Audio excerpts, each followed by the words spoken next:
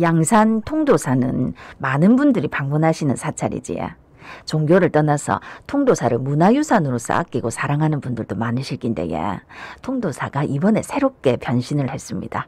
요즘 통도사에서는 밤에 미디어 아트쇼가 펼쳐진다 카대요. 조용한 사찰에서 미디어 아트쇼가 열린다니 어떤 풍경이 펼쳐질지 궁금하실 겁니다. 통도사 미디어 아트쇼의 모든 것 만나보겠습니다. 예, 통도사 현담 스님 전화 연결돼 있습니다. 스님 안녕하십니까? 안녕하십니까? 네, 안녕하세요. 예. 통도사에 대해서 일단 하실 말씀이 많겠지만 소개를 좀 부탁드리겠습니다. 제가 주목되는 게 지난 2018년 6월에 유네스코 지정 세계문화유산에 등재되기도 했는데 통도사의 어떤 점이 유네스코의 인정을 받은 건가요? 예, 통도사는 우리나라 최초로 부처님 사리하고 가사뿐만 아니라 대장경을 봉안한 사찰이라는 역사적 의의를 가지고 있고요. 예. 예, 통도사 같은 이제 산지 승호는 7세기부터 오늘날까지 출가 제가의 수행과 신앙생활이 이루어진 곳으로 이제 불교 문화를 내증하는 종합적인 장소입니다. 예. 그래서 이런 산지 승원들은 불교의 가치가 구현된 종합 공간으로서 종교적 진정성을 보존할 뿐만 아니라 지속적으로 승가 공동체의 활동이 오늘날까지 이어져 오는 성역의 기능을 한다고 할 수 있습니다. 이렇게 해서 통도사 승호는 세계유산 등재 기준인 전통문화 보존과 인류 보편의 가치를 충족하는 탁월함이 인정되어서 유네스코 세계유산으로 2018년 6월에 인정되었습니다. 예. 지금 2022 세계유산 미디어 아트인 화엄세계로의 초대가 지난 16일에 개막을 했다고 들었습니다. 그런데 개막이 미뤄졌다고 하는데 이유가 있습니까? 당초 본 행사는 개막일이 9월 3일이었습니다만 예. 그때 우리 경남 부산을 강타했던 태풍 흰남노가 속상이 됐습니다. 그래서 개막을 연기했고요. 안전하고 원활한 행사 진행을 위해서 한 그런 결정이었습니다. 그래요. 아유, 안전이 최고죠. 미디어 아트가 좀 생소하신 분들을 위해서 이게 뭡니까? 예, 본래는 미디어 아트라는 것은 현대 커뮤니케이션의 주요 수단인 사진, 영화, TV, 비디오, 컴퓨터 등 대중의 파급효과 큰 미디어 테크놀로지를 미술에 적용시킨 예술인데요. 예. 이런 다양한 미디어 및 디지털 기술을 세계유산 통도사에 적용하여 세계유산 통도사의 보편적 가치와 통도사만이 가지고 있는 고유 가치를 국민에게 보다 쉽게 알리고 새로운 방식으로 통도사를 즐길 수 있도록 이렇게 행사를 마련하게 되었습니다. 예. 그러면 이제 화엄 세계로의 초대 소개 좀 부탁드리겠습니다. 언제까지 어디서 볼 수 있고 또 몇 시에 시작하는 겁니까? 네, 이 화엄 세계로의 초대는 화엄의 세계, 있는 그대로의 행복을 발견하다라는 부제를 가지고 있습니다. 예. 저희 통도사를 찾으시는 모든 분들께서 지금 우리가 있는 이 순간이 행복의 시간임을 알아차리고 있는 그대로의 행복을 발견하는 시간이 되길 바라는 마음으로 준비한 의미 있는 행사입니다. 예. 그리고 이제 행사 운영 시간은 매일 저녁 7시부터 9시까지 양산시 하북면 이 통도사에서 진행이 되는데요. 예. 원래는 야간 개장을 하지 않습니다. 통도사는. 네. 그렇겠죠. 네, 그래서 이번에 이 행사를 통해서 야간 개장이 되어지는데 네네. 요즘 어두워지는 시기가 약 6시 50분 정도입니다. 예. 그러면 6시 50분에 입장을 해서 이제 불빛을 보면서 걸어 올라와서 한 20여 분간 걸어와서 성북박물관 앞에서 이제 진행되어지는 그것을 볼 수 있습니다. 예. 그럼 통도사 경내에 설치된 겁니까? 아니면은 통도사가 이제 입구까지 들어가는 길에 설치된 겁니까? 어떻게 되는 거죠? 구성은 빛 오브제라 그래가지고 각각의 구성 요소를 갖추고 있으면서 거기서 보면서 올라와서 네. 이제 미팽이라고 해서 미디어 매핑이라 해가지고 미디어 아트 미팽이라 해가지고 영상이 있습니다. 네네. 영상은 통도사 성북박물관 앞에 그렇게 차려져 있습니다. 그러니까 미디어 아트 디지털 미디어 아트 매핑, 빛 오브제, 디지털 민화 특별전, 요런 것들이 이제 다 거기 설치가 되어 있는 거예요. 네, 그렇습니다. 한 1.3km를 걸어오시는 동안에 그걸 다 볼 수 있습니다. 네. 상당히 오래가네요. 저는 이제 그죠? 보도를 통해서 조금 보기는 봤거든요. 네. 너무 아름답던데 이게 그럼 하나씩 좀 설명 부탁드리겠습니다. 먼저 디지털 미디어 아트 매핑에 대해서 소개 부탁드리겠습니다. 예, 좀 어렵습니다만, 화엄 세계를 초대 디지털 미디어 매핑, 메인쇼에서는 우리가 보통 화엄의 세계, 있는 그대로의 행복을 발견하다를 주제로 해서, 통도 성보박물관을 캠퍼스로 삼아서 통도사의 창건 설화 이야기, 가람배치 구조, 통도사 정경, 삼성반월교, 일주문, 천왕문, 불인문, 대웅전 금강계단이 지니고 있는 의미를 담아서 그려내므로써 세계유산 통도사의 고유한 가치를 전하고자 그렇게 준비되어 있습니다. 예. 자, 그리고 빛 오브제. 이건 뭡니까? 본래 빛 오브제는 예술과 관련이 없는 물건을 활용해서 빛을 통해서 어떤 주제를 담아낸 작품을 의미하는데요. 예. 우리 이번에 통도사에서 마련한 작품들은 통도사 산문에서부터 무풍한송로라고 하는 보행로가 있습니다. 네. 예. 보행로를 지나서 영축 총림문까지 지금 이곳, 그러니까 본인이 서 있는 그곳을 말하죠. 있는 그대로 행복을 발견하기 위한 우리가 화엄으로까지 가는 첫걸음에서 종착지까지라는 게 있습니다. 과정이. 네. 그 아홉 구간의 여정, 각각의 의미를 가진 11개의 빛 오브제 콘텐츠를 통해서 표현하게 되었습니다. 그리고 이제 디지털 미나 특별전은 어떤 전시입니까? 원래 디지털 미나 특별전은 우리가 보통 쉽게 만나볼 수 없던 미나 작품 15점을 이제 초고화질 화면으로 생생하게 담아서 미디어 아트의 시작이라 볼 수 있는 작품 전시의 형태를 통해서 작품의 감상은 물론이거니와 미나 작품의 우수성을 더 알리고 더불어 미디어 아트의 오리지널리티를 경험할 수 있는 특별한 공간입니다. 예. 특히나 미나 작품은 대한불교 조계종 종정 AI신 성타대종사님의 작품들을 특별 전시하고 있습니다. 예. 자, 그러면 7시부터 9시까지라고 하셨잖아요. 네네, 그렇습니다. 그러면 날짜는 언제까지입니까?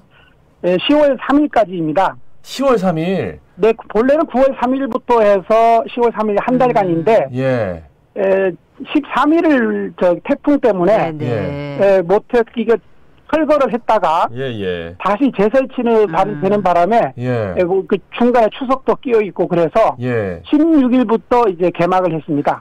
그럼 지금 빨리 가야겠네요. 오늘 벌써 수요일인데 다음 주 월요일까지네요, 그죠? 네, 그렇습니다. 네.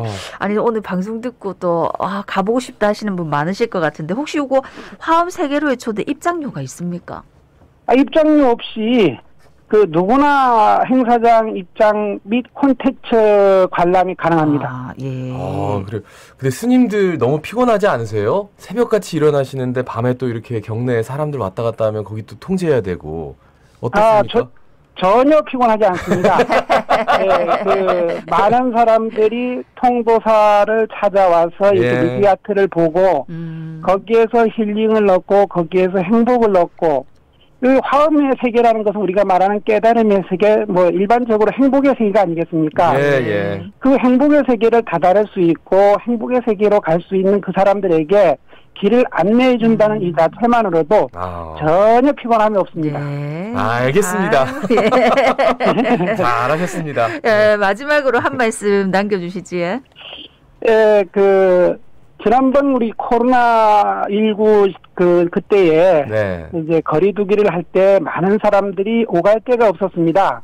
이제 내부 공간적으로. 근데 통도사라고 하는 이 숲을 이용해서 이 밖이 외부다 보니까 많은 사람들이 힐링할 수 있었고 많은 사람들에게 위로가 됐었습니다.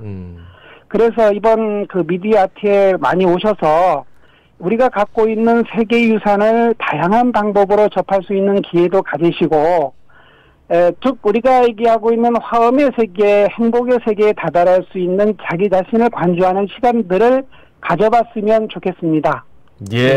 말씀 잘 들었습니다. 고맙습니다. 고맙습니다. 네, 고맙습니다. 통도사 현담 스님이었습니다.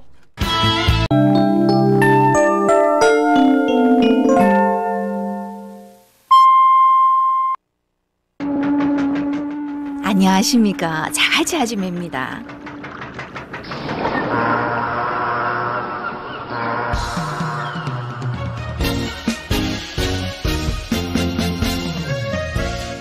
안녕하십니까. 자갈 찾으면 박상원입니다. 안녕하십니까. 아나운서 김동현입니다. 다음 주 수요일 아시아 세계적인 영화 축제죠. 예, 부산국제영화제가 열립니다. 예, 코로나 이후 3년 만에 완전한 모습으로 만날 수 있다 하던데 예, 어떤 것들 만나볼 수 있을지 기대됩니다. 함께 부산국제영화제 즐겨보겠습니다. 예, 양산에 있는 통도사 가보신 분들 많으시죠. 보통 절이라고 하면 고즈넉한 산사를 떠올리실 텐데요. 이번에 통도사에서 좀 새로운 시도를 했더라고요. 예, 미디어 아트쇼가 열리고 있다는데 예, 통도사의 볼거리가 더 많아졌습니다. 오늘은 통도사의 문화유산으로서의 가치와 미디어 아트쇼에 대해서 자세히 알아보겠습니다. 자, 요즘 부산과 관련된 이슈들이 참 많습니다. 부산 세계박람회, BTS 콘서트, 정말 전 세계가 부산을 주목하고 있다고 해도 과언이 아닙니다. 예, 그런데 이제 좋은 소식만 있는 건 아니지.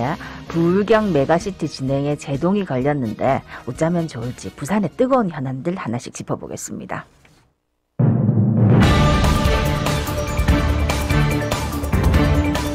자, 오늘의 뉴스부터 짚어볼까요? 김예지 리포터와 함께하겠습니다. 어서 오십시오. 네, 안녕하세요. 리포터 김혜지입니다. 예, 첫 소식 들어볼까요? 네, 겨울철 코로나19 자유여행을 대비해서 다음 달 11일부터 코로나19 예방접종을 시작하는데요.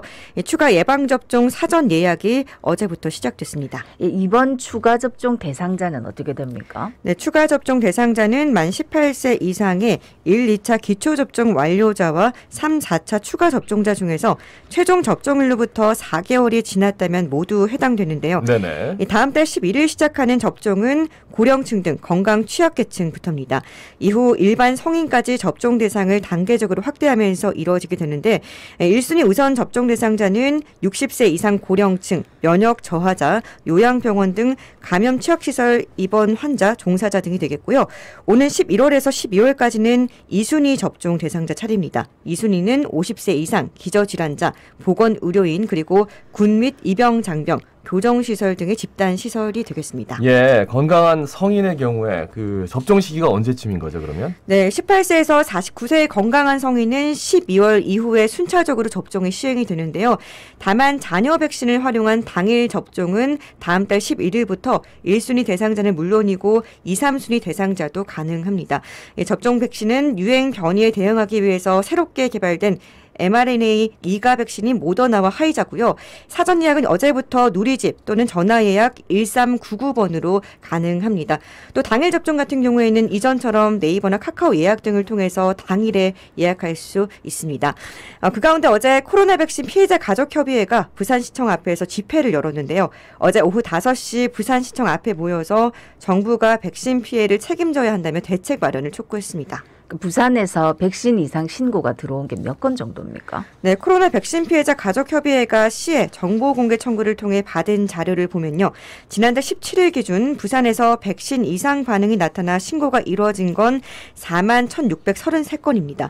이 중에서 중증 피해 신고가 95건, 사망 피해 신고가 120건인데 백신 접종 때문으로 인정된 사례는 총 5건으로 중증 4건, 사망 1건에 불과합니다. 예, 그러니까 이제 코로나 백신 피해자 가족협의회는 백신과 이상 반응의 인과성이 인정되지 않아서 피해가 제때 회복되지 못했다. 이렇게 지적하고 있는 거죠? 네, 맞습니다. 이들이 밝힌 사례에 따르면 지난해 부산의 한 고3 학생은 2차례 화이자 백신을 접종한 뒤에 한 달 만에 학교 신체 검사에서 종격동 종대 의심 판정을 받았는데요. 이 청소년에게는 잘 나타나지 않는 현상이고 백신 접종 직전까진 각종 검사에서 아무런 이상이 없었던 터라 백신 부작용이 의심됐습니다. 병원을 방문한 결과 림프암 판정을 받은 이 학생은 현재까지 12번의 항암 치료를 진행하는 등 병마와 싸우고 있는 상황인데요. 인과성 인정의 폭을 넓혀야 한다는 법원 판단이 나왔는데도 정부는 여전히 복지부동이라고 지적을 했습니다. 현재도 코로나19 백신 피해는 고스란히 환자와 그 가족의 몫이라고 주장하고 있는데요. 윤석열 대통령 정책 공약 1호로 백신 국가 책임제를 약속했지만 이 피해자 그 가족은 여전히 백신 피해의 짐을 짊어지고 살아가고 있다는 겁니다. 그러니까 백신 국가 책임제는 윤석열 정부가 지난 대선에서 이제 부작용 피해 보상을 확대하겠다 하면서 내건 공약이었지요. 네, 선보상 후 정산으로 보상 방식을 변경하고 부작용 인과성 입증 책임을 피해자가 아닌 국가가 지겠다는 제도인데요.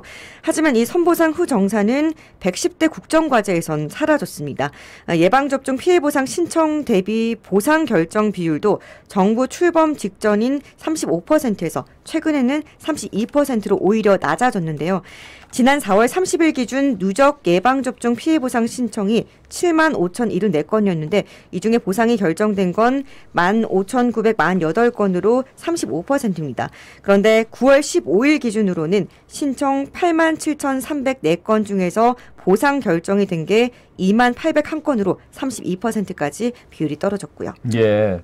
그런 가운데 이제 코로나19 부작용 피해를 보상하라는 법원 판결에 불복해서 항소를 하면서 이게 좀 보상 확대 기조와는 반대로 가고 있는 것 아니냐 이런 지적이 나오고 있군요. 네, 앞서 서울행정법원은 아스트라제네카 백신을 접종한 뒤에 뇌질환 진단을 받은 30대 남성이 예방접종 피해 보상 신청을 거부한 처분을 취소하라면서 질병관리청장을 상대로 낸 소송을 지난달 19일에 원고 승소로 판결을 했습니다. 이 백신 부작용 피해 보상을 명시한 첫 판결이었는데요. 질병관리청은 불복하고 지난 5일에 항소장을 제출했습니다. 질병청은 이상 반응 보상을 확대하는 것과 별개로 이번 판결은 의학적 인과성 등에 대한 추가적인 소명이 필요하다고 판단해 항소한 것으로 알려졌습니다. 예, 사실 이제 뭐 백신 접종하고 이 부작용 인과성 밝혀내는 게 힘들기는 한 일인 건 알고 있겠습니다. 그런데 요거를 좀 인과성 밝혀내는데 집중하기보다는 선제적 보상 확대에 좀 중점을 둬야 된다는 전문가들 의견이 많지요. 네, 정부는 인과성이 인정되기 어려운 경우에도 치료비를 지원하는 관련성 의심 질환을 신설하기도 했지만 척수염이라든지 이상 자궁 출혈 등 13개 질환에 해당돼야 실제 보상으로 이어지는데 이런 이어진 경우가 310건, 0.36%에 그친 것으로 알려졌는데요. 백신 부작용의 인과성 판단 과정은 굉장히 복잡하고 시간이 오래 걸리는 만큼 국가가 선제적인 치료비 보상에 나서야 한다는 목소리가 있고요. 또 전문가의 영역인 백신 접종과의 인과성을 법원이 판단하는 것은 부적절하다는 의견도 있었습니다. 그래요. 어제 코로나 백신 피해자 가족협의회 집회 이야기로 좀 돌아오겠습니다. 집회에서 어떤 부분들이 요구가 됐는지요? 네, 협의회 권태용 부산 지부장은 개인이 피해를 떠안고 있다며 백신 접종이 이루어진 지 1년 7개월이 지났지만 현실적인 대책은 아직 없다면서 국책 사업이었던 백신 접종의 피해는 국가가 책임져야 한다고 주장을 했는데요. 피해자 유가족을 향한 부산시 차원의 사과, 백신 피해자 구제특별법 촉구 결의안 가결 등 이 특별법 제정 동참, 그리고 백신 이상 반응 전담센터 설치, 치료비 선지원 이런 것들을 요청을 했습니다. 예. 자, 다음 소식은요. 지난 월요일에 오늘의 뉴스에서 하윤수 부산시 교육감이 교육청 청사를 서면 놀이마루로 신축 이전 추진한다는 소식을 전해드렸었는데요. 네. 네, 이와 관련해서 시의회에 사전 보고 없이 발표에 졸속으로 추진했다는 비판과 함께 재검토 요구 목소리가 커지고 있습니다. 더군다나 교육청은 최근 몇 년 새 새 별관 준공 및 인근 대지 매입 등 140억 원에 이르는 예산을 투입을 했는데 이 때문에 예산 낭비라는 지적도 나옵니다. 사실 청사 건립이나 이전 이런 문제는 정말 돈이 많이 들어가는 일이기도 하고 쉽게 결정할 사안은 아닌데 충분한 논의나 절차가 거쳐지지 않았다. 뭐 이런 얘기인가 보죠? 네, 맞습니다. 시의회 신정철 교육위원장을 비롯해서 상임 및 시의원들은 지난 26일 조간신문을 통해서 시교육청의 신청사 건립 및 이전 소식을 처음 전해 듣고 대노한 것으로 알려졌는데요. 특히 지난 23일부터 다음 달 7일까지 15일간 제309회 임시회 기간이라서 시의회를 철저히 무시했다고 비난을 했습니다. 신 위원장은 교육청 보도자료를 보면 당장 내년에 관련 예산을 반영해야 하는데 지금 보류할 생각도 있다면서 우선 이번 주 열리는 교육위에서 하교육감의 공식 사과 및 해명을 요구했다 이렇게 밝혔습니다. 예, 전국 교직원 노조 부산지부도 이 비판에 가세했지요. 네, 지난 26일 성명을 내고 뜬금없는 부산시 교육청 청사 이전 재검토하라 이렇게 촉구를 했습니다. 전교조 부산지부는 성명에서 시교육청은 청사 노후화와 공간 부족 등의 이유로 2019년 말에 73억 원을 들여서 본관 옆에 지하 1층에 지상 6층, 연면적 2,991제곱미터 규모의 별관을 지어서 사용 중이고 또 지난해 10월에는 교육청과 접한 유치원 건물과 대지를 65억 원에 매입했다면서 이미 많은 예산을 투입해놓고 신청사를 이전하는 것은 예산 낭비다라고 지적을 했는데요. 이어서 특히 청사 이전 추진은 현 교육감의 선거 공약도 아니고 교육 주체의 의견 수렴 절차를 거치지 않았음은 물론이고 시의회에도 알리지 않고 일방적으로 발표했다면서 저출산 시대에 따른 학령 인구 감소와 단위학교 자율화 흐름에 맞춰서 교육청 인원도 줄여야 하는데 청사를 늘릴 생각만 하고 있다 이렇게 비판했습니다. 그러니까 이제 노후화가 됐다라는 것에 대해서는 알고 있었고 그 옆에 이제 별관도 짓고 또 새로 건물과 대지를 매입도 했고 그런데 이런 상황에서 갑자기 이제 놀이마루라는 그러니까 어떻게 보면 거기도 새롭게 지은 거잖아요. 리모델링을 싹 한 건데 거기를 이제 허물고 다시 짓는다. 조금 의아하긴 했습니다. 네, 어제 시의회 임시회 제3차 본회의가 열렸는데요. 이 시정 질문에서 이러한 일방 추진에 대한 질타가 이어졌습니다.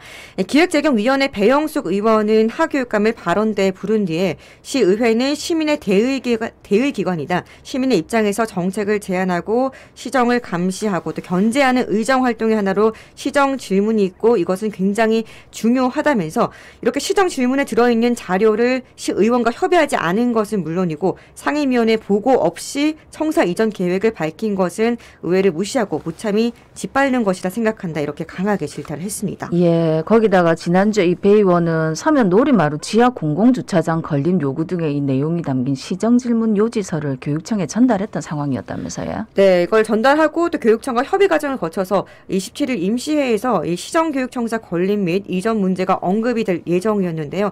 배 의원은 시정질문을 앞둔 상황에서 교육감이 청사 이전을 발표한 것은 의회를 물먹이는 것이다. 있을 수 없는 일이라면서 지난 22일 하 교육감 압수수색 사건을 덮고자 이 청사 이전 이슈를 대대적으로 발표한 것은 묵과할 수 없다. 이렇게 격앙을 했습니다.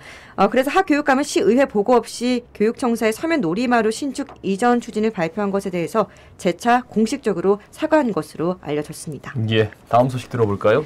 네, 부산시가 디지털 자산거래소 설립 추진에 난항을 겪고 있습니다. 일정은 계속해서 지연되고 있고 갑자기 바뀐 거래소의 운영 방식은 허술하다는 지적이 이어지고 있는데요. 게다가 거래소 설립에 칼자루를 진 금융당국도 부산 거래소의 운영 방식에 대해서 반대 입장을 밝히고 나섰습니다. 예, 운영 방식을 어떻게 바꾼다는 겁니까? 부산시는 컨소시엄 입찰 대신에 회원사를 모아서 거래소를 운영하기로 방침을 변경했는데요. 컨소시엄 형태의 사업자 선정 방식이라면 공모를 통해 선정된 컨소시엄 사업자만이 디지털 자산을 거래할 수가 있습니다. 그러나 이 새롭게 추진되는 회원제 방식의 경우에는 일정 조건을 갖춘 업체라면 누구나 회원으로 가입해서 디지털 자산을 거래할 수 있게 되는데요. 예. 이 거래는 개별 회원사가 각자 알아서 하고 부산시는 중앙거래소의 역할을 맡는다는 취지입니다.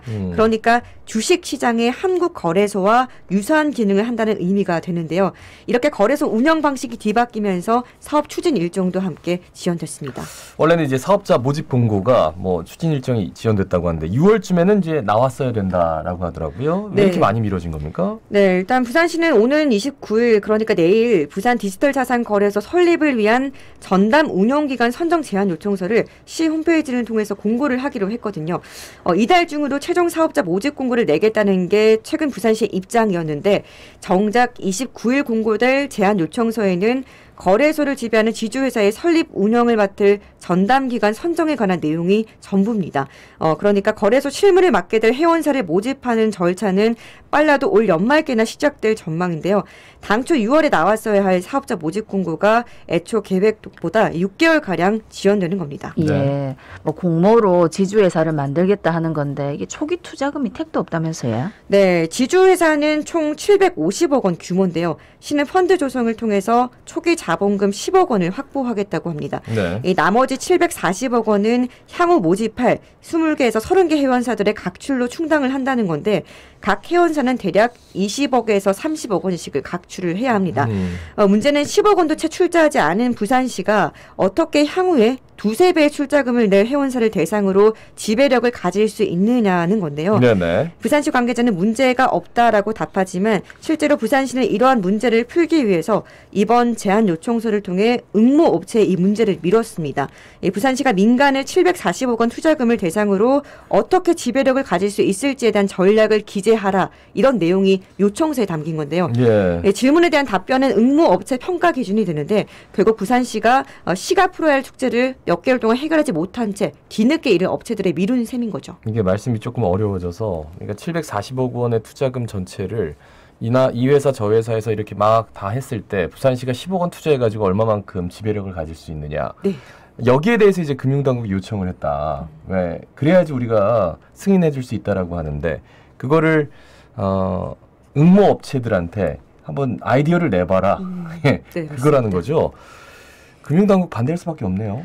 네, 이렇게 부산시가 해운제 방식의 거래소를 추진하면서 또 해외 거래소를 해원사로 끌어들인 것 역시 또 금융당국이 반대 입장으로 가게 한 이유 중에 하나인데요. 실제로 최근 금융위원회와 금융위 산하의 금융정보분석원이 작성한 부산 디지털자산거래소 설립 지원 요청 관련 검토 안건에 따르면요.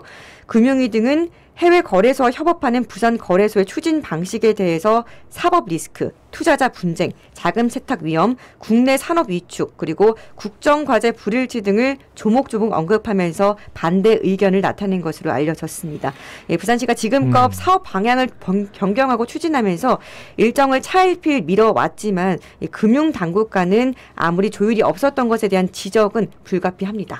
그러니까 디지털 자산이 늘 특히나 암호화폐 이런 게 그 어떤 공식적인 공신성을 가지는 것에 대해서 늘 이제 의문 보는데 만약 이렇게 되면 정말 공신력을 가지게 되는 건데 자 금융당국이 그 승인을 해줄 수 있을까 여러 가지 의의가 있네요. 자 김예지 리포터 수고하셨습니다. 수고하셨습니다. 네, 감사합니다. 부산 시민 여러분, 자갈치 아줌매한테 하고 싶은 말 있습니까? 샵 2260번으로 문자 보내주이소. 짤막한 거는 50원, 좀에 긴 거는 100원 듭니다. 근데 이왕이면은 무료가 더 좋지 않겠습니까? 자갈치 아줌매랑 친구 맺으면은 공짜로 하고 싶은 말 속 시원하게 할 수 있습니다. 카카오 플러스 친구에서 자갈치 아줌매랑 친구 맺어주이소. 맞다. 그러고 유튜브 검색창에 부산 MBC 검색해갖고 들어오면은 실시간으로 볼 수도 있습니다. 채팅도 할 수 있고 예. 지금 버뜩혀 보이소. 자랑스런 자갈치 아줌매. 다음 주 수요일 부산국제영화제가 3년 만에 완전한 모습으로 돌아옵니다. 그동안 코로나로 다 보여주지 못했던 것들 전부 보여주겠다면서 300편이 넘는 영화를 초청했다는데요. 요래 볼거리가 넘치는 부산국제영화제를 우리 시민들이 더 알차게 즐길 수 있도록 오늘 함께 맛보기로 즐겨보겠습니다. 네, 부산국제영화제 남동철 수석 프로그래머 전화 연결돼 있습니다. 안녕하십니까? 안녕하십니까? 네, 안녕하세요. 예, 정말 바쁘실 것 같아요. 그죠? 예. 네, 이제 일주일도 안 남아가지고 예, 많이 예. 바쁩니다. 네. 정말 3년 만에 완전한 부산국제영화제가 된다라고 해도 과언이 아닙니다. 좀 소개해 주시죠. 네, 정말 그 코로나 때문에 그동안 저희가 영화제를 거른 적은 없지만 예. 정상적인 개최라고 보기는 좀 어려운 식으로 운영이 됐었습니다. 그래서 작년 같은 경우도 전체 좌석의 한 50%만 사용해서 거리두기를 했었는데 올해는 거리두기 없이 이제 100% 다 좌석을 사용할 수 있어서 오랜만에 좀 활기 띈 영화제를 할 수 있을 것 같다는 예상을 하고요. 해외 게스트들도 작년에는 뭐 다 합쳐도 한 50명 정도밖에 못 왔는데 올해는 예년처럼 몇백 명의 해외 게스트들이 참석을 할 예정이어서 해운대, 센텀, 이 남포동 등등에서 영화제가 열리는 모든 곳이 좀 북적북적한 느낌이 들지 않을까 싶습니다. 예. 올해 상영되는 상영작 총 354편으로 들었습니다. 개막작은 바람의 향기 이란 감독 작품이고 폐막작은 일본 이시카와 케이 감독의 한 남자라고 들었는데 어떤 작품입니까? 네, 이 바람의 향기라는 영화는 이란 감독 하디 모하게의 영화인데요. 네네. 이란 영화를 이제 오랜만에 개막작을 하게 됐는데 이 감독님이 2015년에 부산국제영화제에서 아야지의 통곡이라는 영화로 뉴커런츠상을 받으신 감독입니다. 그래서 네, 부산국제영화제가 발굴한 부산의 아들 이렇게 보셔도 되는 그런 감독이고요. 네네. 오랜만에 이제 영화를 다시 만드셨는데 이 영화 아주 훌륭한 작품이어서 저희가 이번에는 개막작으로 모시게 됐습니다.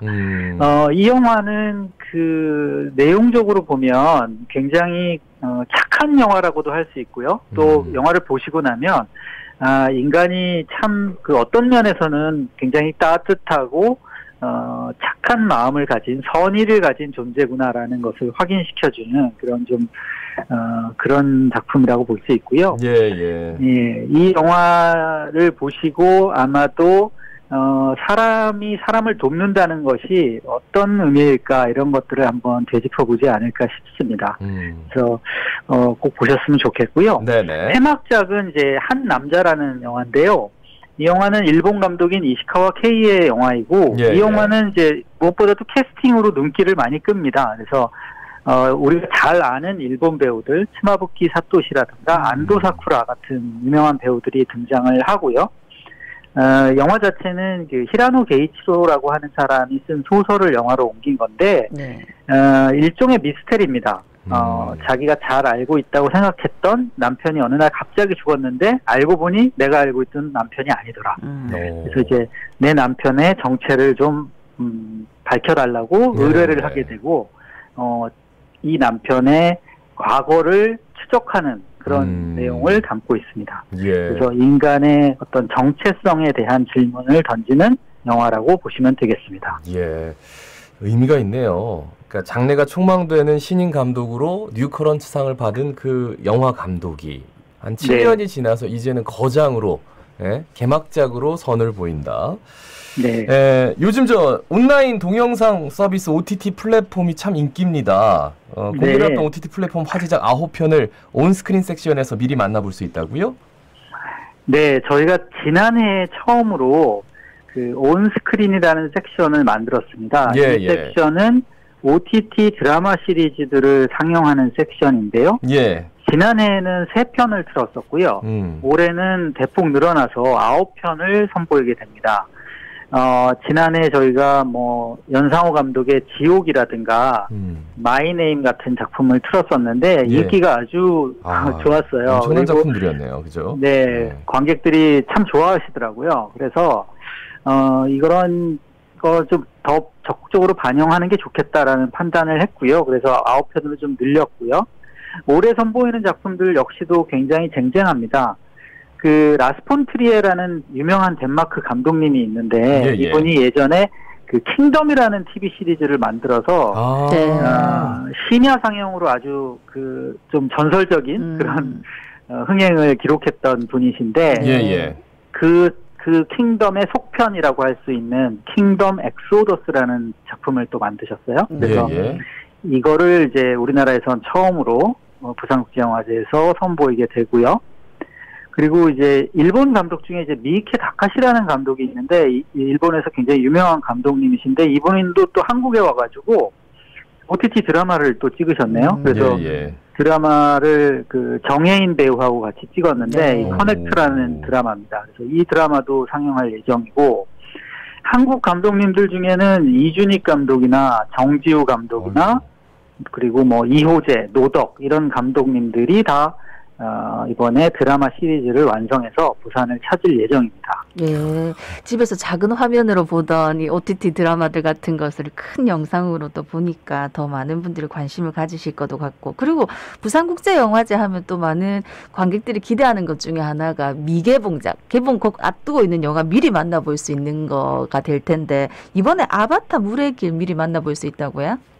네네, 아바타 같은 경우는 이제 정말 사람들이 많이 관심을 가지실 것 같은데요. 저희가 이 전편을 틀 수는 없어서 이 아바타의 배급사인 디즈니와 협력해서 이 아바타의 20분짜리 클립을 상영을 하고 프로듀서가 직접 이제 부산을 찾습니다. 그래서 이 프로듀서로부터 이 작품이 지금 어떻게 제작이 되고 있고 여기에 들어가는 신기술들은 어떤 것인가 이런 것들을 좀 듣는 시간을 가질 예정입니다. 그래서 아마 그 예전에 아바타를 보셨었던 분들한테는 새로운 아바타가 어떻게 나올지 굉장히 궁금한 그런 시점일 것 같습니다. 3년 만에 포럼 비프가 재개된다고 들었습니다. 이번에 저 포럼 비프 주제가 뭡니까? 네, 이번에 뭐 다양한 이야기들을 할 예정인데요. 영화의 그 산업적인 면, 미학적인 면, 정책적인 면 이런 면들을 각각의 전문가들이 포럼을 통해서 이야기를 나눌 예정이고요. 이를테면 뭐 저희가 드라마 시리즈를 이번에 더 강화해서 하고 있지만 그러면 과연 어디까지가 영화고 어디서부터 드라마이고 우리 드라마를 틀 때 그 드라마는 어디까지 우리가 영화로서 받아들일 수 있을까? 뭐 이런 부분들도 논의의 주제가 될 것으로 보입니다. 그리고 또 부산국제영화제가 우리 시민들의 생활 공간 가까이 찾아가서 숙제를 경험할 수 있는 장을 확대했다 하던데 어떤 것들이 준비되어 있습니까? 네, 저희가 이제 동네방네 비프라는 프로그램 역시 지난해 처음으로 시작을 했는데요. 예. 이 동네방네 비프는 저희가 부산 국제영화제는 센텀 지역에서만 하는 영화제, 해운대에서만 하는 영화제라는 이야기들을 듣는데 네. 그것이 아니라 정말 부산 전역에서 같이 즐기는 축제다라는 의미로 부산시의 여러 곳, 올해 같은 경우는 17곳을 상영 장소로 정했어요. 그래서 각 구마다 부산국제영화제 영화를 볼 수 있는 곳이 있습니다. 그래서 그 장소들을 찾아보시면 지역에서 영화를 한 편씩은 보실 수 있는 기회가 생길 거라고 생각을 합니다. 예, 17곳 잘 찾아보겠습니다. 그 커뮤니티 비프의 마을 영화 만들기 프로젝트, 이걸 통해서 영화 감독 그리고 마을 주민이 만나서 영화를 만든 작품들도 만날 수 있다. 좀 이채롭네요. 소개해 주실까요? 네, 저희가 이제 커뮤니티 비프 같은 경우는 영화를 보고 영화를 상영하는 다양한 어떤 새로운 실험의 장으로서 기능을 하고 있는데요. 이 중에서는 뭐 올해 같은 경우는 마을 영화 만들기 이런 것들도 진행을 합니다. 이거는 이제 8곳의 마을을 선정했고요. 이 마을 주민들이 직접 단편 영화를 제작을 해보는 체험을 하는 겁니다. 그래서 직접 만들어서 같이 영화를 보는 그런 것들을 진행할 예정이고요. 뭐 리퀘스트 시네마라고 해서 이제 관객 여러분이 직접 우리가 보고 싶은 영화 이겁니다. 같이 봅시다 해가지고 영화를 선정해서 영화를 보고 또 그 영화의 스토리가 어느 시점에서 A로 갈까 B로 갈까 이렇게 선택을 하면 그 A와 B의 다른 스토리가 전개되는 뭐 이런 인터랙티브 영화 이런 것도 진행을 하고요.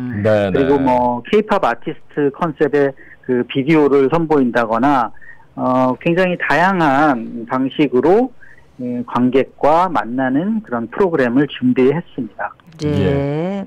정말 이제 다음 주가 되면 우리 부산에 또 많은 영화 팬들과 우리 부산 시민들도 좋은 영화 보면서 즐거운 시간 가질 수 있을 것 같습니다. 오늘 인터뷰 고맙습니다. 네, 고맙습니다. 예. 자, 지금까지 부산국제영화제 남동철 수석 프로그래머였습니다.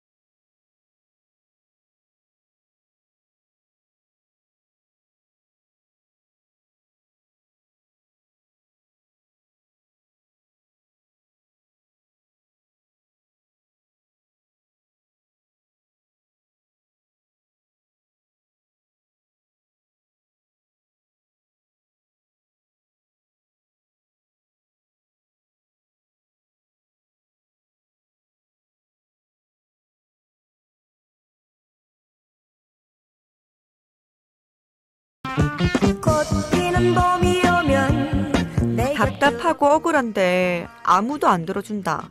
어디다 말해야 할지 진짜 모르겠다. 방송에 나오면 안 다르겠나? 부산 어디서든 무슨 일이 생기면 언제든지 얘기해 주이소. 자갈치 아지매가 여러분의 민원을 기다립니다.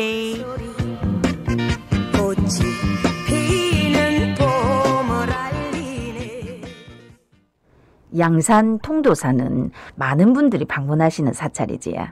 종교를 떠나서 통도사를 문화유산으로서 아끼고 사랑하는 분들도 많으실 낀데요. 통도사가 이번에 새롭게 변신을 했습니다. 요즘 통도사에서는 밤에 미디어 아트쇼가 펼쳐진다 카대요. 조용한 사찰에서 미디어 아트쇼가 열린다니 어떤 풍경이 펼쳐질지 궁금하실 겁니다. 통도사 미디어 아트쇼의 모든 것 만나보겠습니다. 예, 통도사 현담 스님 전화 연결돼 있습니다. 스님 안녕하십니까? 안녕하십니까? 네, 안녕하세요. 예. 통도사에 대해서 일단 하실 말씀이 많겠지만 소개를 좀 부탁드리겠습니다. 제가 주목되는 게 지난 2018년 6월에 유네스코 지정 세계문화유산에 등재되기도 했는데 통도사의 어떤 점이 유네스코의 인정을 받은 건가요?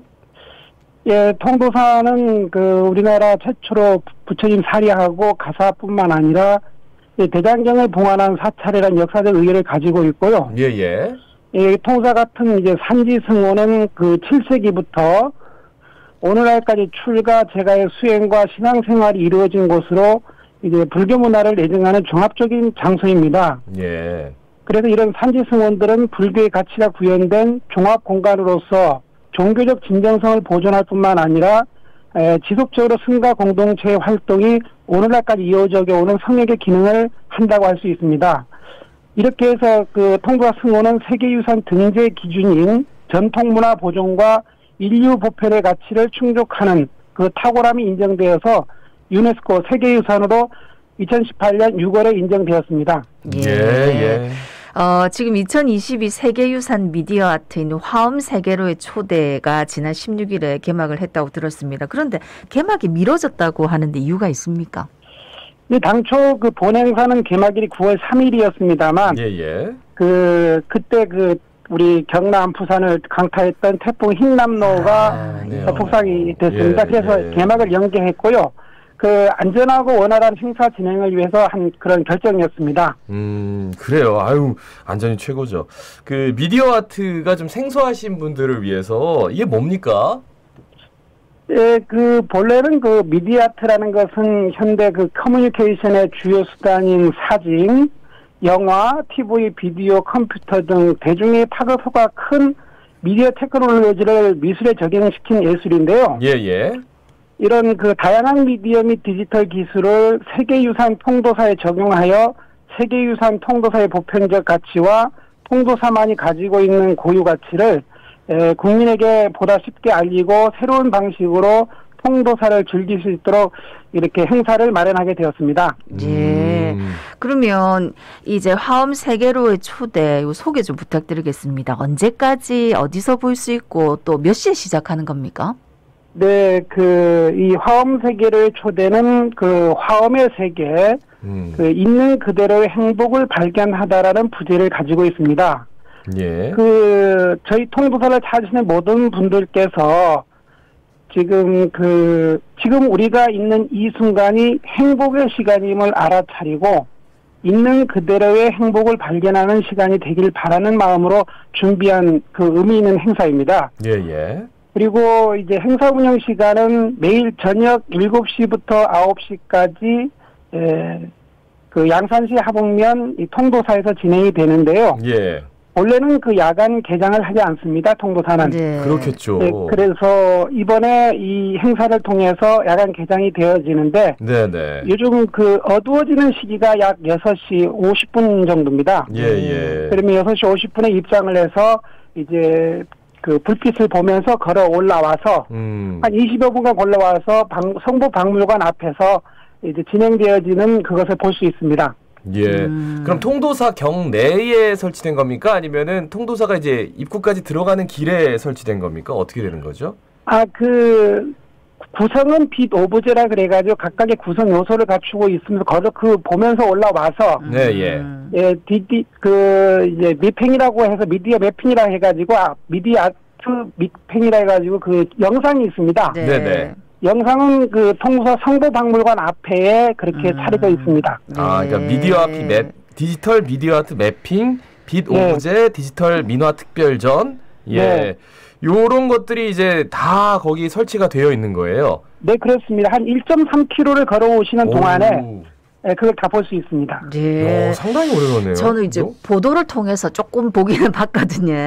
네. 너무 아름답던데 이게 그럼 하나씩 좀 설명 부탁드리겠습니다. 먼저 디지털 미디어 아트 매핑에 대해서 소개 부탁드리겠습니다. 예, 좀 어렵습니다만, 화엄 세계를 초대 디지털 미디어 매핑, 메인쇼에서는 우리가 보통 화엄의 세계, 있는 그대로의 행복을 발견하다를 주제로 해서, 통도 성보박물관을 캠퍼스로 삼아서 통도사의 창건 설화 이야기, 가람배치 구조, 통도사 정경, 삼성반월교, 일주문, 천왕문, 불인문, 대웅전 금강계단이 지니고 있는 의미를 담아서 그려내므로써 세계유산 통도사의 고유한 가치를 전하고자 그렇게 준비되어 있습니다. 예. 네. 자, 그리고 빛 오브제 이건 뭡니까? 본래 빛 오브제는 예술과 관련이 없는 물건을 활용해서 빛을 통해서 어떤 주제를 담아낸 작품을 의미하는데요. 예. 우리 이번에 통도사에서 마련한 그 작품들은 통도사 산문에서부터 무풍한송로라고 하는 보행로가 있습니다. 네. 예. 보행로를 지나서 영축 총림문까지 지금 이곳, 그러니까 본인이 서 있는 그곳을 말하죠. 있는 그대로 행복을 발견하기 위한 우리가 화엄으로까지 가는 첫걸음에서 종착지까지라는 게 있습니다. 과정이. 네. 그 아홉 구간의 여정, 각각의 의미를 가진 11개의 빛 오브제 콘텐츠를 통해서 표현하게 되었습니다. 그리고 이제 디지털 민화 특별전은 어떤 전시입니까? 원래 디지털 민화 특별전은 우리가 보통 쉽게 만나볼 수 없던 민화 작품 15점을 이제 초고화질 화면으로 생생하게 담아서 미디어 아트의 시작이라 볼 수 있는 작품 전시의 형태를 통해서 작품의 감상은 물론이거니와 민화 작품의 우수성을 더 알리고 더불어 미디어 아트의 오리지널리티를 경험할 수 있는 특별한 공간입니다. 예. 특히나 민화 작품은 대한불교 조계종 종정 AI신 성타대종사님의 작품들을 특별 전시하고 있습니다. 예. 자, 그러면 7시부터 9시까지라고 하셨잖아요. 네네, 그렇습니다. 그러면 날짜는 언제까지입니까? 네, 10월 3일까지입니다. 10월 3일. 네, 본래는 9월 3일부터 해서 10월 3일 한 달간인데, 13일을 태풍 때문에, 이게 철거를 했다가, 다시 재설치는 되는 바람에, 그 중간에 추석도 끼어 있고 그래서, 16일부터 이제 개막을 했습니다.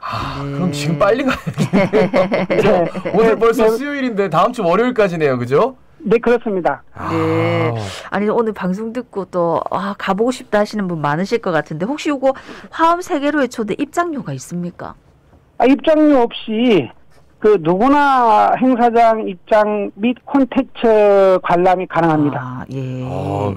근데 스님들 너무 피곤하지 않으세요? 새벽같이 일어나시는데 밤에 또 이렇게 경내에 사람들 왔다 갔다 하면 거기 또 통제해야 되고.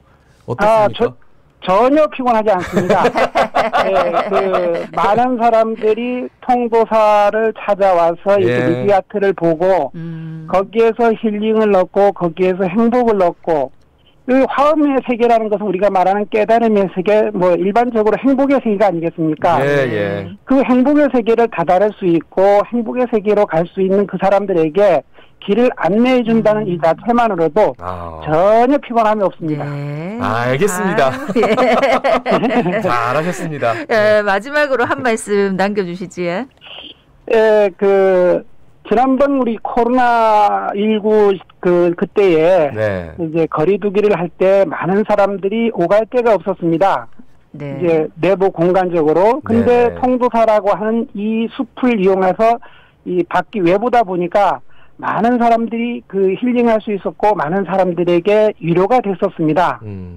그래서 이번 미디어 아트에 많이 오셔서 우리가 갖고 있는 세계유산을 다양한 방법으로 접할 수 있는 기회도 가지시고 즉 우리가 얘기하고 있는 화음의 세계, 행복의 세계에 다다를 수 있는 자기 자신을 관주하는 시간들을 가져봤으면 좋겠습니다. 예, 네. 말씀 잘 들었습니다. 고맙습니다. 고맙습니다. 네, 고맙습니다. 예, 통도사 현담 스님이었습니다. 지금 여러분은 부산의 목소리 자갈치 아지매를 듣고 계십니다. 부산 시민 여러분, 아지매 방송을 들으이소. 함께 목소리를 내주이소.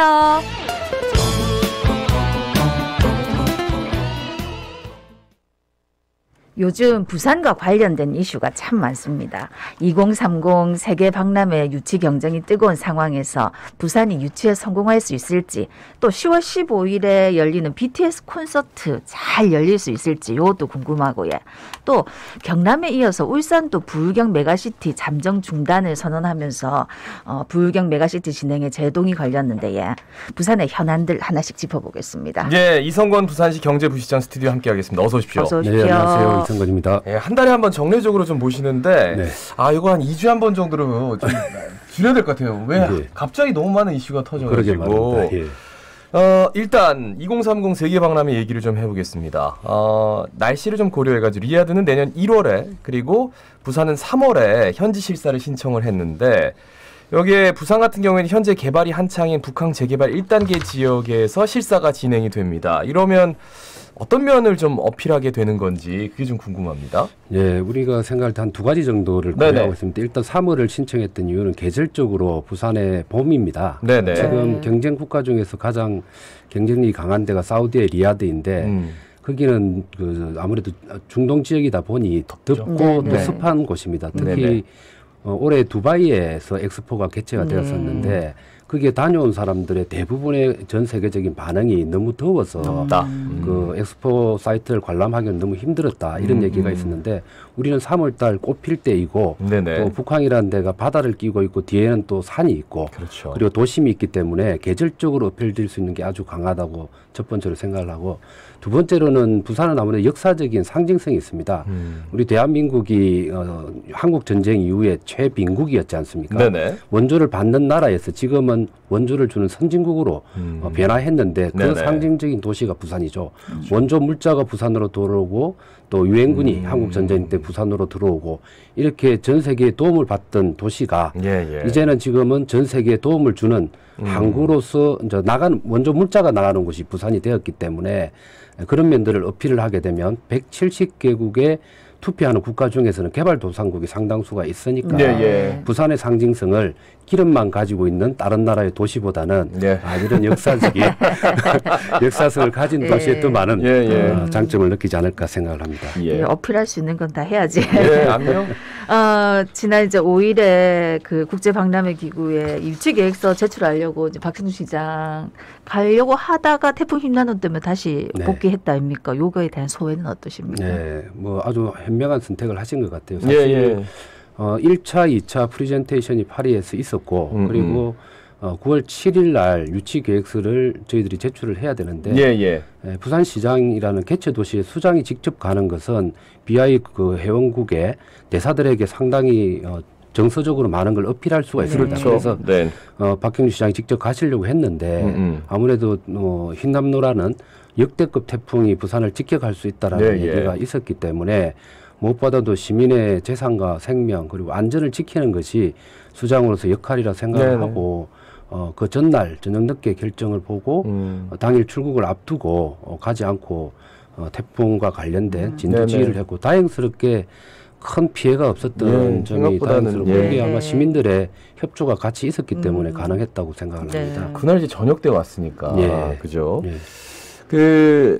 유치 계획서에 가덕신공항을 2030년까지 최대한 신속하게 추진한다라는 내용이 담겨 있는데 요게 어떤 의미인지 추진한다라는 그 의미 뉘앙스가 할 거다. 방점을 찍는 건 아닌 것 같고 그렇다고 안 하는 건 아닌 것 같고 이걸 어떻게 판단하면 좋을까요? 2030 그 엑스포가 유치가 되면 그 전까지의 가덕신공항을 통해서 들어오는데 지장이 없도록 하겠다라는 정부의 명확한 의지 표명이라고 얘기를 해주시고 그 뉘앙스를 가지고 논하는 것은 별 큰 의미가 없다고 생각을 합니다. 이전 정부부터 가덕신공항에 대해서 많은 열정을 가져왔고 네네. 현 정부와 지금 여야를 포함한 국회도 적극적으로 협조를 하고 있기 때문에 이런 국민적 열망과 또 의회 또 그리고 정부의 의지를 유치 계획서 안에 충분히 담았다고 생각을 합니다. 예. 뭐 100% 해상공항 뭐 이런 얘기 했었는데 좀 매립기간 단축이나 경제성 확보를 위해서 가덕도 육지를 40% 포함하는 뭐 이른바 6대4 방식 뭐 이것도 얘기가 나오던데 어떻게 보십니까? 네, 지금 가장 우려했던 게 우리 부산 시민의 입장에 봤을 때 그 국토부에서 그 사전 타당성 결과를 내어놨을 때 2035년에 개항이 가능하다는 게 나왔는데 사실 그 안이 100% 해상공항 아닙니다. 그러다 보니까 매립해야 될 양도 많고 그러다 보면 시간이 더 걸리게 되는 문제였는데 이번에 그 기본 계획 그 실시와 관련된 용역에 들어갑니다. 8월 달에 들어갔고 한 1년 정도 수행을 하는데 우리 부산 시민들과 또 여야 정치권 그리고 부산시가 합세를 해서 정부의 요청을 한 게 뭔가 하면 공기를 단축할 수 있는 공법과 방법론을 최대한 고려해 달라라고 했고 그 일환으로서 검토되고 있는 게 육지부의 한 40%, 해상부의 한 60% 해갖고 4대 6의 방식. 사실 이것은 국토부가 사타 결과를 내놓기 전에 부산시가 제안했던 원래 아닙니다. 이 안대로 하게 되면 2029년에 개항이 가능하는 걸로 나오게 되거든요. 그래서 그걸 검토를 이번에 하게 됩니다. 그리고 또 하나 부산시가 제안했던 게 플로팅 공항이라고 해서 부유식 공항을 제안을 했는데 이 점에 대해서도 검토를 같이 하기로 했습니다. 그래서 최대한 그 시공적인 방법에 있어서의 공기 단축에 대한 논의들은 이번 기본 계획을 잡을 때 안에서 충분히 이루어질 것이라고 생각을 합니다. 그러니까 다 제로섬에 놓고 생각을 하는 겁니까? 네, 그렇게. 그러니까 사타에서 나온 해상공항 자체가 좀 너무 뜬금없어가지고 그때 당시에. 네, 근데 일정 정도 그렇게 얘기했던 전문가들의 의견은 두 가지 이유가 있습니다. 첫 번째는 뭔가 치마 문제입니다. 이 공항이 이렇게 육상부를 넣든 아니면 해상에 100%를 하든 일정 정도 매립을 하게 되면 시간이 지날수록 그 무게에 의해서 치마가 되는데. 그러니까 동류를 하게 치마가 되면 괜찮은데 부등 치마가 일어난다는 거예요. 육지부는 아무래도 단단한 안반에 기초하고 있고 해상부는 연약 지반이 있는 데다가 올리기 때문에 시간이 지나면은 부등하게 치마가 일어나서 공항의 활주로에 문제가 생길 수 있다라는 문제의식이 있었기 때문에 차라리 그러면은 100% 해상공항을 하게 낫다 이 논리였고 두 번째는 육상부를 끼고 있다 보니까 가덕 수도라는 게 있습니다. 우리 신항만 부산 진해 신항만으로 가는 그 물길을 가덕 수도라고 하는데 여기에 컨테이너 선박이 지나는데 갈수록 선박이 대형화되고 있습니다. 대형화된다는 것은 높이가 높아지는 것이죠. 그러면 비행기에 이착륙할 때의 그 선박과의 충돌 우려 때문에 바다 쪽으로 더 빼야 된다는 이 두 가지 논리가 지금까지 국토부의 논리였고 그래서 100% 해상공항이 나왔던 겁니다.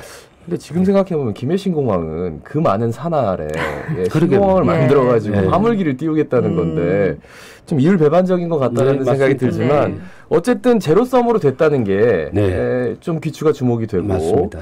어떤 안이 나오든 2029년 안에 개항을 한다라는 것에 대해서 많은 분들이 합의하고 있으니까 일단 지켜보겠습니다.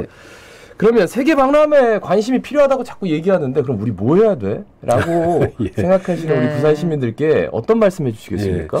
이번에 내년에 아까 첫 질문에 그런 게 있었습니다만 실사단이 3월에 부산을 오게 되게 되면 크게 한 3가지 정도를 관찰을 하고 갈 거라고 조사를 하고 갑니다. 첫 번째는 유치 계획서를 9월 7일 날 제출했지 않습니까? 그 내용에 인프라라든지 준비, 제도적인 부분까지 포함해서 인프라와 제도적인 부분까지 얼마만큼 가능성이 있느냐, 그 타당성이 있느냐에 대한 점검을 하게 되는 게 첫 번째고 두 번째로는 엑스포 유치와 관련돼서 정부의 의지가 얼마만큼 강하냐 이것도 측정을 합니다. 왜 그런가 하면은 엑스포 개최 과정에 많은 예산이 들어가게 될 거 아닙니까? 그런데 정부의 의지가 부족하게 되면 예산 집행이 원활하게 이루어지지 않아서 준비에 차질이 생길 것이다.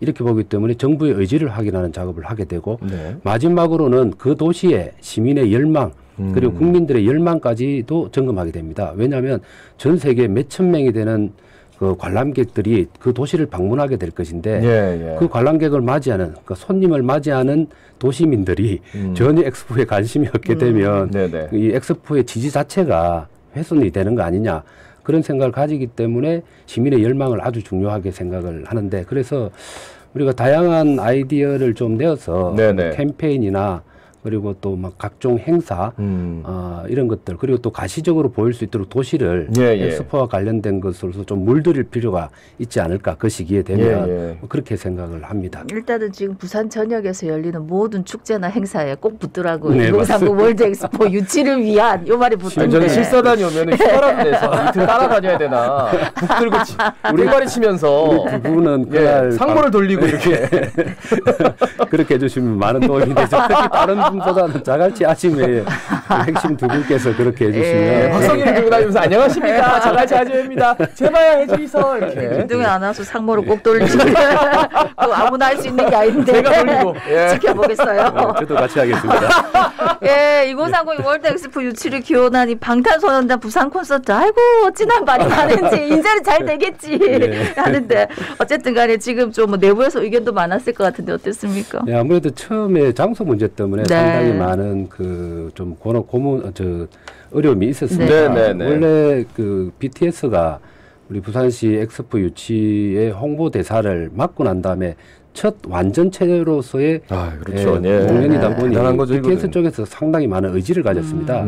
그래서 부산에서 10만 명 규모의 콘서트를 하고 싶다라는 요청이 있었습니다. 해외에서 콘서트를 많이 해도 최대 7만 명이었답니다. 그래서 그걸 넘어서는 10만 명 규모를 하고 싶다고 하는데 부산시는 적극적으로 처음에 아시아드 주 경기장을 신청을 했습니다만 그쪽은 뭐 5만 몇천 명밖에 안 되기 때문에 BTS 쪽에서 조금은 곤란하다. 하다 보니까 찾다가 보니 기장에 있는 일광에 애초에 그 부지가 되었던 거고 문제는 그게 교통 접근성 문제라든지 또 이동에 있어서의 안전성 문제, 그다음에 식사라든지 또 화장실 이용의 문제 다양한 것들이 언론에서 이제 지적이 되고 해서 자칫하면 BTS의 공연의 지지가 퇴색이 될 것 같다는 판단하에 신속하게 장소 변경을 아시아드 주경기장으로 했고 지금은 준비에 일체의 어떤 어려움과 또 문제 없이 잘 되고 있습니다. 그 메가시티 얘기를 좀 해보겠습니다. 첫 특별지방자치단체로 올해 4월 이제 공식 출범을 해야 되는데 뭐 이미 좌초가 됐고 그래서 경남이 우리 그냥 행정통합하자라는 것에 대해서 부산시는 오케이를 또 했어요. 근데 울산은 그것도 말도 안 돼. 우리 안 할 거야라고 그냥 아예 안 한다라고 해버렸어요. 이거 어떻게 해야 되죠? 우리는 그 논의와 또 합의의 불씨를 살리기 위해서 경남이 제안한 것을 수용을 저희들이 한 겁니다. 근데 수용을 했는데 울산도 같이 수용을 해줘야 되는데 울산은 두 개도 안 하겠다. 그리고 부산 경남하고 하는 것이 아니고 인근에 있는 포항과 경주를 포함한 형태의 해오름 동맹이라는 것을 하겠다고 해서 가서 세 개의 도시의 방향이 다 달라졌습니다. 그럼에도 불구하고 지금 이 부울경의 경쟁의 문제를 좀 넘어서 큰 시야에서 봐야 한다. 지금은 부산으로 빨대 효과 때문에 인근 도시가 손해보는 것보다는 수도권, 서울을 중심으로 한 수도권 일극주의가 심해서 지방들이 지금 소멸의 위기의 상황이 있기 때문에 그 문제를 극복하기 위해서 부울경 메가시티라는 아이디어가 나온 것이고 최종적으로는 행정통합으로 가면 좋습니다. 그걸 반대하는 게 아닙니다. 근데 그 가는 과정에 특별연합이라는 과도기적인 체계로서 서로의 신뢰 그리고 경제적인 효과 이런 것들을 거두자고 한 건데 그걸 지금 양쪽에서 좀 거부한 형태가 되었습니다. 그래서 저희들로서는 일단 경남하고라도 경남이 행정통합을 제안을 했기 때문에 행정통합을 위한 논의는 곧 다시 시작할 예정이고 만약에 행정통합을 하면 어떻게 된다는 거예요? 행정통합을 하게 되면 거쳐야 될 과정이 너무나 많습니다. 지금까지는 행정통합을 하면은 현행법상으로 보면 기초단체들 있지 않습니까? 시군구의 행정통합과 관련된 법원이 있습니다. 광역단체에 대한 통합에 대한 법이 없습니다. 그래서 새로 법도 제정을 해야 되고 최종적으로는 법으로서 끝나는 게 아니고 그 해당 주민들의 투표까지 가야 됩니다. 그 투표를 가게 되면 너무나 많은 이해관계 당사자들의 충돌이 일어나게 됩니다. 그게 많은 어려움을 겪을 수 있기 때문에 특별연합이라는 과정을 먼저 하자고 한 건데 지금 뭐 한 발짝 두 발짝 걸어야 될 걸 10걸음 뒤를 좀 얘기를 했으니까 안타깝긴 하지만 어쨌든 행정통합이라도 논의 과정 속에서 가능한 것들 하나씩 실현시킬 수 있으니까 울산은 아예 대놓고 빨대 효과 얘기를 시장님이 하셨고, 예. 근데 경남은 그 얘기는 안 했는데 그렇죠. 행정통합을 하자. 왠지 이렇게. 어깃장 넣는 것처럼 보이고. 지금 예. 결과적으로 그렇게 해석될 소지가 있습니다. 그래서 중앙정부도 사실 손 놓고 있어서는 안 되거든요. 네. 대통령 공약으로 불경 메가시티를 지지하고 이게 잘 실현될 수 있겠다라고 했고 예. 국가 균형 발전에 대한 또 얘기를 하고 있기 때문에 지금은 중앙정부의 중재 역할, 특히 행안부의 중재 역할이 중요한 거 아니냐 생각을 하고 저희 시에서는 행안부하고 좀 그런 논의들을 하고 있는 상황입니다. 네. 야, 근데 지자체장들이 이렇게 나서서 이게 안 된다라고 어깃장을 놓는 상태에서 행안부, 중앙정부에서 어떤 얘기를 해도 그러니까 그 지자체장이 얘기하는 거는 그만큼 거기에 동조하는 여론이 있다라는 민심이 있다라는 얘기거든요, 그죠? 그렇죠. 근데 그게 그 경남의 경우를 보면 네. 이 양산이나 김해 이쪽에 있는 동부, 부산하고 인접한 데는 메가시티를 적극적으로 찬성을 하고 아하. 거리가 그 온도차가 멀리 있네요. 떨어져 있는 서부 경남 경남 쪽은 쪽은. 반대하는 여론은 있습니다. 네네. 그러나 도시 전체를 이끌고 있는 도청 혹은 또 그 도시의 뭐 시장의 창원이나 경우는 전 먼 미래를 내다보고 그 지역 주민들을 예. 설득해가면서 가야 되는 게 필요하지 않을까라고 네. 생각을 합니다. 예, 아주나 많은 분들이 이거 꼭 필요한 거에 대해서 공감을 많이들 했는데 네, 이번에 너무 이렇게 돼서 안타깝습니다. 예, 예. 모쪼록 좀 좋은 결과가 있기를 바랍니다. 예, 이성권 부산시 경제부시장과 함께했습니다. 오늘 고맙습니다. 고맙습니다. 감사합니다. 아, 요즘 날씨가 뭐 일교차도 크다 하지만 계속 흐려가지고 네네. 더더욱 좀 감기라든지 또 코로나19도 조심하셔야 될 것 같고 오늘도 안전하게 보내십시다. 자갈치 아침에 17,987의 박성원이었습니다. 아나운서 김동현이었습니다. 오늘도 힘찬 하루 보내십시오. 고맙습니다. 고맙습니다.